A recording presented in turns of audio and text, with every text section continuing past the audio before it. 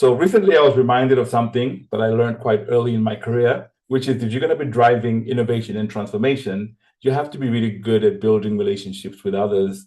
I was working with a colleague who had just joined an organization, and he was being really pushy about the kind of things that he wanted done around the innovation program that he was driving. And I could just see people's backs kind of getting tense as he was doing what he was doing. And I was just reminded that it's a pretty big misconception that we have that innovators have to be mavericks, right? If you're an innovator, you have to be a maverick. So having crazy ideas must go together with being difficult to work with. And that's not necessarily the case, right? Having crazy ideas does not mean that you have to be difficult to work with. It's actually possible to be a pretty breakthrough, groundbreaking thinker that is also easy to work with. And you need this combination actually to be successful inside corporate, large corporates, right? You can't do it.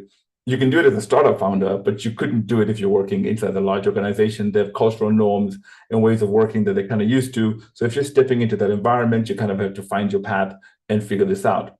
And the reason why this is important is because of this notion that I've spoken about before of idiosyncrasy credits, right? This is a term that was coined by psychologist Edwin Hollander. And what he says is, if you are in a team, if you're a member of a team, if you're going to try and do something different, you need to do it after you've had an accumulation of positive impressions to others, which means that you have to first be viewed positively by your group members. You have to build credibility and legitimacy. And only when you do that, that then buys you the capacity to start deviating from the common expectations of the group. And so the question that innovation leaders or people trying to drive transformation should always think of themselves is, how much idiosyncrasy credits do I have? And how many of those am I spending, or am I even in a deficit? And how do I actually build that up? That's a really important way of thinking, and a way that we can really start to drive this conversation about how you drive change in a way that actually feels good.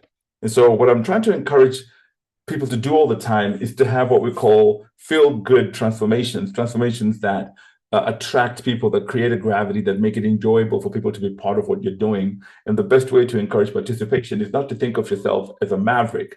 The best way to encourage participation is to think of yourself as a really great collaborator that can bring others along. So good luck with all the work that you're doing.